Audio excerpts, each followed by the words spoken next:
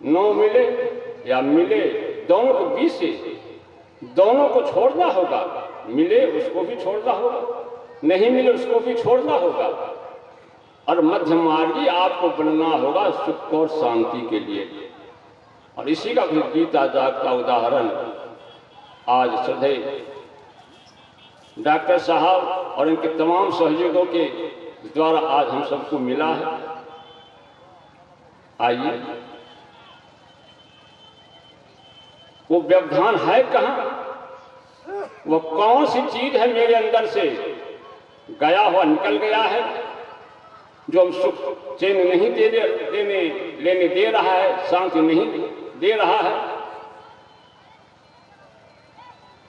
एक इंजीनियर की बेटी की आज शादी है।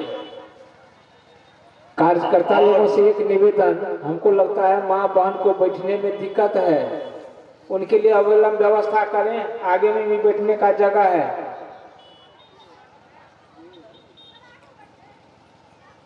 मैंने निवेदन किया, इंजीनियर की बेटी की शादी है, उसका एक मित्र है, अंधा है वो आंख से, उसे भी आमंत्रण है आज उस शादी में आने को।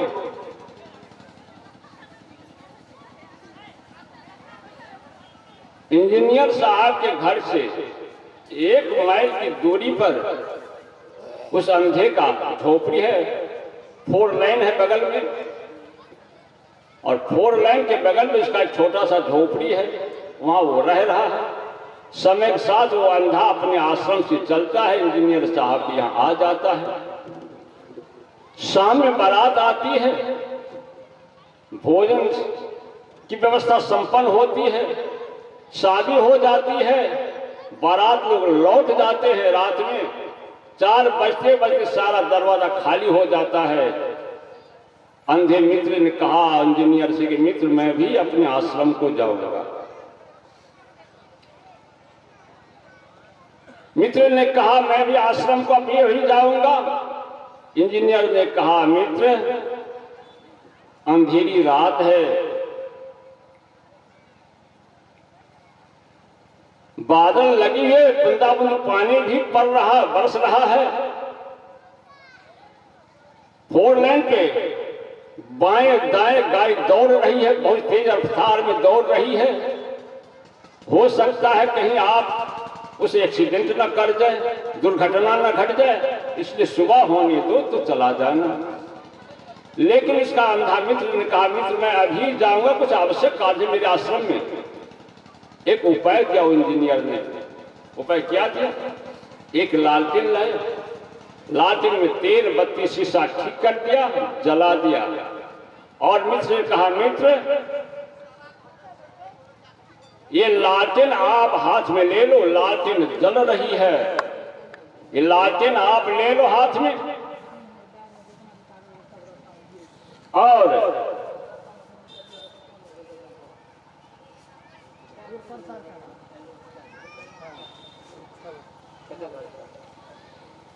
देखिए एक लड़का है, छतापुर जा रहे थे, सहरसा ही जा रहे थे, इसके बैग में सारा इसका कागज जो था कहीं गिर गया है। अगर कहीं किसी को मिला है जमा कर दीजिएगा। अच्छा ठीक है, जा देते ठीक है। मैंने निवेदन किया, लालटेन जलाया है, और अपने अंधे मित्र से कहा मित्र ये लालटेन ले लो हाथ में, और ये लालटेन जल रही है। इस जलते हुए लालटेन से निकलते हुए प्रकाश को देख करके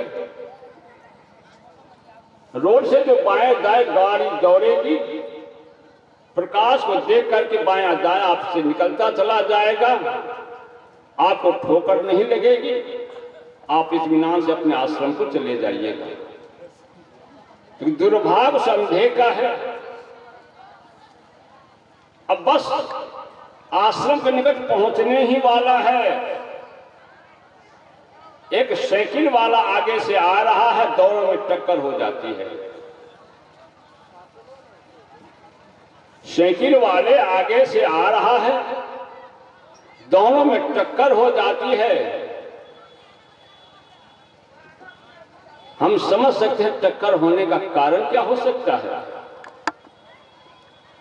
टक्कर दोनों में हो जाती है, इतनी दूरी ढेर सारे गाड़ी बाएं दाएं तेज रफ्तार में निकली है, कहीं टक्कर नहीं हुई और आश्रम के निकट में जाकर साइकिल वाले से टक्कर हो जाती है उस अंधे मित्र का। क्या कारण हो सकता है इसका? यही कारण के अभाव में आज हम अशांत हैं। आप कहेंगे कि निश्चित रूप से जो लालटेन अंधे के हाथ में जल रही थी, प्रकाश निकल रहा था, जिस प्रकाश को देख करके गाड़ी बाएं दाएं होकर के निकल रही थी, निश्चित रूप से वो लालटेन बुझ गया होगा, प्रकाशहीन हो गया होगा लालटेन, और प्रकाश के अभाव में दोनों में टक्कर हो जाती है।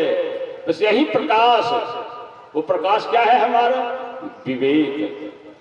हमारे सारे कार्य विवेकहीन हो रहे हैं और विवेकहीनता के कारण ही हमारे जीवन में सुख और शांति नहीं आ रही है। इसलिए इस सत्संग के माध्यम से, इस गुरुजनों के विचारों के माध्यम से उस विवेक को कैसे हम पाएं, उस विवेक की चाबी कैसे हम अपने पर लगा के रखें, 2 दिनों के कार्यक्रम में आप तमाम गुरुजनों के विचारों में पाएंगे। बस धन्यवाद। सहवंदगी।